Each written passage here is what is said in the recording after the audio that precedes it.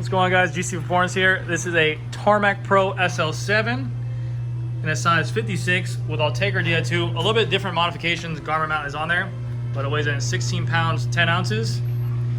In kilos, we're looking at 7.53. Next, I'll have the Aethos, and then we're gonna have the video, and then we're gonna have sound tests of this wheel, the Rapides, and the Alpinist afterwards. All right, thank you. All right, so this here is the Aethos Pro in a size 56. This is the Ultegra Di2 version. There are some different modifications here, like this little chunky water bottle cage and different tires. But 14 pounds, 14 ounces, 6.75 kilos. And then after the videos of the comparison of the two, of which to buy, I'll show you the sound test of both wheels. Hey, how's it going, everyone? This is GC Performance here, back with another video. Today I have for you guys the Specialized Tarmac SL7 Pro. Retail is $7,200. This one is a size 56 and weighs in at 16 pounds, 10 ounces, I think I just said it was. And then I have for you guys the Aethos Pro. Retail is $7,400, weighed in at 14 pounds, 14 ounces. I just kind of want to show these two bikes off in comparison to each other. These are both comparable bikes in terms of price range, and these are both bikes that people have been asking me about what's the differences of the two of them, which way they should lean towards both of them, and I'm just going to give you guys my overall thought after I do the comparison video of which one I think you guys should go on. Granted, at the end of the day, every kind of bike ride is subjective. It's all your preference to what you like on riding. You could have a bad day riding one bike, you could have a great bike riding another bike, and you could be blown away by something that you didn't pay a lot of money for and be like, oh, I like this bike more. So it's all, at the end of the day, your experience on that bike. But what I can only do is give you my recommendation for it, and then you go from there. So we'll start right with the Tarmac Pro. This used to retail for $7,000. This one retails now for $7,200. It is a Tarmac Pro Ultegra Di2. This was a customer's bike, so you can see that we kind of changed the cassette on here and the tires as well. But we'll get right into it. The new SL7 frame, more aerodynamic. They got rid of the venge for this, so it's flatter up top. They kept the drop seat stays, but they made it more aggressive, more flatter, more straight lines going down the bottom. Similar aero tuck tire to the Venge as well, but they just kind of shaved this off to make it more aerodynamic and lighter as well. You can kind of see that blue fade going all the way down to like a spectral gray where it meets right there, and you kind of go up with this like little zebra print. It looks really clean. This color is really nice, actually. I like the red a little bit more, but now between the two, it's a toss-up. It's easily a coin flip between which colors I like. Going to the front, you have the Specialized S logo, and you have the Specialized logo going down the bottom. The inside carries that gray color in the middle right there.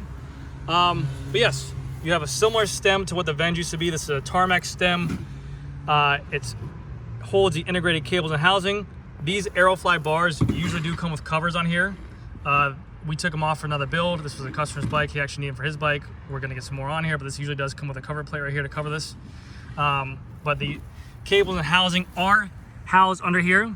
The one thing I will have to say with the Tarmacs and the Venge and these integrated stems nowadays is that changing out headset bearings for a consumer, it's nothing really crazy because you don't really have to worry about it, but it does affect your cost of what you pay and turnaround time in the store. Usually for a job like this, I have to unconnect your hydraulic disc brake hoses, pull them out, pull the fork out, and then re-bleed the brakes when we put them back in, or put them back together and just hope that it didn't lose the bleed. But you're looking at changing bearings, you're looking at cost of bearings. Labor is about half a day without customers coming into the store. So you're probably gonna end up leaving your bike there for a day or two, depending on how busy the store is. And then plus the bleed of the brakes and the bearings. That's a lot more money than something like this, which are external cables. We literally loosen up these two bolts, take the fork off, take the wheel out, pull it out, put new bearings in there, you're good to go. That's like a 15-minute job. Sometimes they can do it while they wait. So keep that in consideration with these new bikes. Again, if you have the money for this type of bike, you're probably not that big a concern about it. It's only something you have to do once every couple of years, so don't let it be a deal breaker, but it's just something to note. This bike does come with the S-Works Aerofly 2 bars on here. You have the integrated garment mount on here as well. You have the Supercast bar tape that wraps all the way down. It does come equipped with the Ultegra Di2 shifters on here, electronic, hydraulic brakes, garment mount right here. And then going on down to the wheels, we have the Roval Rapide CLs. The front wheel, the rim depth is 51 millimeters. The rim width is 35 millimeters in the front. And the hubs on here are a DT Swiss 350 with a center lock Ultegra rotor. Going to the back, we have the Revolve Rapide CL. This is a 60 millimeter depth right here. The rim width is 31 millimeters compared to 35. The reason why that front rim is wider is to give you more stability. More tire on the ground will give you better handling during crosswinds and also descending. And also the shorter depth will help with crosswinds. So that's the reason why I did it. Stagger looks better, and in my opinion, but stagger looks I think looks better, and also it's going to help with handling too. The rear hub on here is a DT Swiss 350. This one is going to come with a, I believe, an 18 tooth on here. You can change out different ratchets if you want to 36 to 54. He did have a 54 in here at the time, but he actually took it out to resell the bike. On here, he put on a cassette, a 1125 for Florida, and the front chainring is a 52 36. So 52 upper, 36 small chainring for the Ultegra crank. What stock comes on here usually is 1128, so just keep that in mind with a long cage Ultegra derailleur. You have the Ultegra front derailleur right there, rear derailleur, and then the bottom brackets on these new Specialized Tarmac SL7s are threaded. No more BB30 OSBB, with just a regular, you know, it has some threads in there, no more creaking. Everyone's happy about that. We all love it. The cool thing about these Specialized Tarmac SL7 stems is that they're actually, yes, these cables are integrated. They're tucked underneath here, but you can actually remove this cap. Okay, get a screwdriver or a stem or something like that, get underneath here, pop it off. You can actually remove this stem and drop it lower, and they give you a different stem cap cover to accommodate that. So that way, if you do want to make any adjustments before your fit, before you cut this, you don't have to undo any cables, you don't have to redo the whole bike. You can change out your stem length, you can drop this lower without changing any stem lengths or doing anything crazy to it, which is awesome. Venge Vice, no bueno. Tarmac SL7, bueno. So very cool. So 7,200 bucks retail on this bike. If you can find it, that's awesome. It's gonna be a tough find. More of an aerodynamic bike for sure. This is the bike that took over the Venge now. Going back here, this is the junction box for the Ultegra Di2. This is where you're gonna charge your battery at if you do have a Di2 running. If it's an ETAP motor, you won't have this back here, but this is what you'll do for that. This is a proprietary D-shaped seat post as well, so keep that in consideration. If you buy this bike and 10 years down the road this cracks, it's probably gonna be really hard to find it. But also, if you're buying this bike at $7 grand, you're probably not gonna have this bike for that long. Specialized power saddle. This is a Pro model, carbon fiber saddle on here with titanium rails. Nothing crazy, but yeah, great bike for the money. Definitely more of an aerodynamic bike. This is their one bike to rule them all.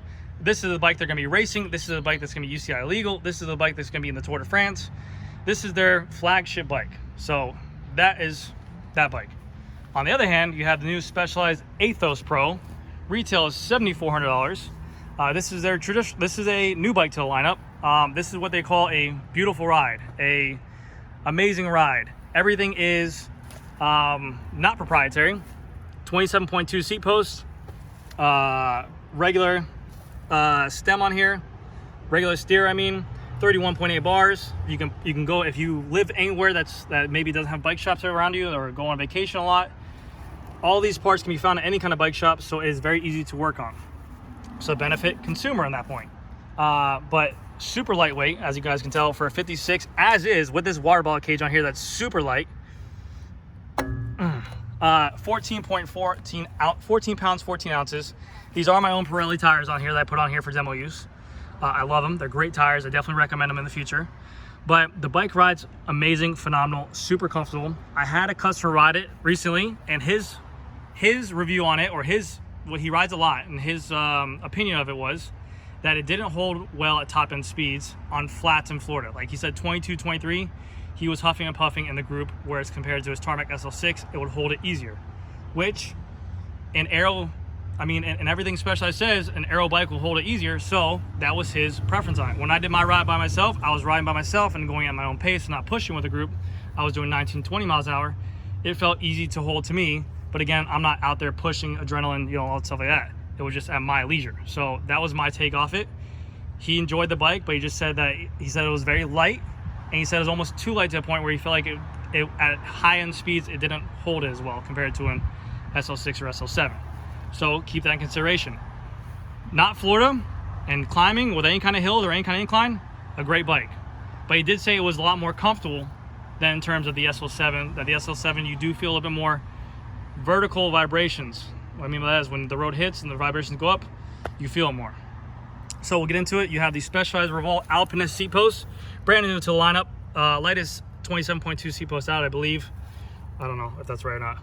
I just said it. Specialized Power seat post, same power seat, same saddle as the Pro over there. This is a carbon fiber body, titanium rails. You have a Specialized alloy stem on here. Nothing crazy about it, just regular stem on there. You have a Specialized Carbon S-Works handlebar, shallow drop bend, 31.8. You have the Supercast bar tape. You have the same Ultegra Di2 shifters on here. Same Ultegra Di2 shifters. You go down here, you have the same Ultegra center lock rotor on there. And then you have the Revolve Alpinist CL wheels. So same kind of wheel setup that's on the Rapides, just with a skinnier depth. These will be considered their climbing wheels. Shallower depth, better acceleration, will be a little bit more nimble and react quicker. Not as deep as you can see. I think there's like 33 or 35 millimeters. Not as wide as well in the front. These aren't as wide because you don't have to worry about crosswinds as much. But again, you have a DT350 hub in the front and a DT350 hub in the back with the same ratchets. These are 18 tooth ratchet. On here, you can kind of upgrade those if you like as well. On this bike stock, it comes with an Ultegra chain and an Ultegra cassette. This comes with an 1130 cassette compared to 1128, so they're going that more towards flat roads. This is more aimed more towards climbing. Ultegra rear derailleur, Ultegra front chainring with a 5236, and then a threaded bottom bracket to go ahead and plus with that. So where that leaves me at, as you guys can see, I'm out of breath because I'm talking so much. My recommendation is both these bikes are in the same price range. If you're doing any kind of competitive riding and you like to do group rides and fast and want to go after that, you know, KOM or whatever it is, Strava points, maybe think about crit racing, stuff like that, maybe go Tarmac. It gives you more of that race type bike feel, more aggressive. You're going to feel more of the road. It's going to maybe be a little bit more beat up on your body. Not that bad. I'm just saying in terms of comparison, apples to oranges, apples to apples, you'll feel more of the road on here. The Aethos on this bike, you're going to feel more comfortable while riding. You're going to feel like how a traditional road bike should feel. It's just how, like when I rode it, the only thing I can really say is it's just how a bike should feel. It performed very well. It was very comfortable the whole time, but it didn't feel loose at all. It didn't feel like a flimsy bike because of how lightweight it was. I felt it was still efficient. It was still snappy. It still worked. At my top end speeds, not riding in a group, I didn't have any issues holding those top end speeds. But maybe if I was to do a group ride down here like 26, 27, I might want something with more aero capabilities to help me be pushed forward and propel me and maintain those speeds at that top end speed, if that makes sense. So it's going to come down to you guys at the end of the day. If you're an older rider, maybe if you're a guy who doesn't want to worry about being uncomfortable on the bike, the Aethos might be that option. It's a great bike that's fast, that won't hinder your ability to ride or do speeds, but you'll be comfortable on it. This bike is going to be a little bit more aggressive in terms of ride quality, ride feel. I mean, not quality, ride feel. You might feel a little bit more aggressive on the bike because you're going to feel more of the road, but you can maybe substitute that with some 700 by 28 tires, and maybe that'll do the job. If you live anywhere where there's climbing in there, this might become a huge bike to consider because of the fact that it's going to react very well. It climbs well, it descends well from what I heard. I've had customers that lived in North Carolina, that have homes in California, that have homes in Colorado, that actually bought a Tarmac. Then they returned it and got the Aethos, and they said that they loved it. So it's all subjective. It's all preference. It's all whatever you feel is comfortable for you in that matter. I rode this bike. Between the two of them, if I could have the S-Works of either one, I just like the way aero bike looks. I might go with that. But in terms of like of what that rider feels between the two of them, I don't think that either or of these bikes are going to cause you, if you pick one bike or the other, to get dropped in that group ride, if that makes sense. If you have this bike in the mountains and you rode in a group ride and you're like, oh, this Tarmac is the reason why I get dropped in the group rides, that don't make no sense. If you have this bike on the flats, if you're a good rider and you've done that group ride all the time and you get this bike and you're like, I got dropped because of that bike, that ain't the case. That's a mental disorder you got going on your head. But anyways, that's my take on the two bikes. I hope you guys enjoyed it. If you guys have any questions, please leave a like down or comment down below in the comment section. I reply to all of them. Leave a like on the video if you enjoyed it. Check out my Instagram. I'm doing some giveaways coming up. Stelios, the other Instagram winner, the shoe winner for the shoes, I sent them out to him. It was a little bit of a pain in the butt because he lives out of the country, but we got it handled. He's getting the shoes. We're getting going. I don't know what's been in store for me. I've been slacking a little bit. It's the holidays. I've been eating a lot of turkey, but I can't say how much I love getting into these videos. I love talking to you guys. I love putting out content like this. So please, if you guys have any ideas, I love you guys sending me ideas. Thank you guys so much, and I'll see you all in the next video. Thank you. Bye. Specialized Aethos Pro Alpinist CL wheels sound test. All right, sounds lit. All right, next one. Specialized Tarmac 56 SL7 Rapide CLs with DT 350 hubs in there.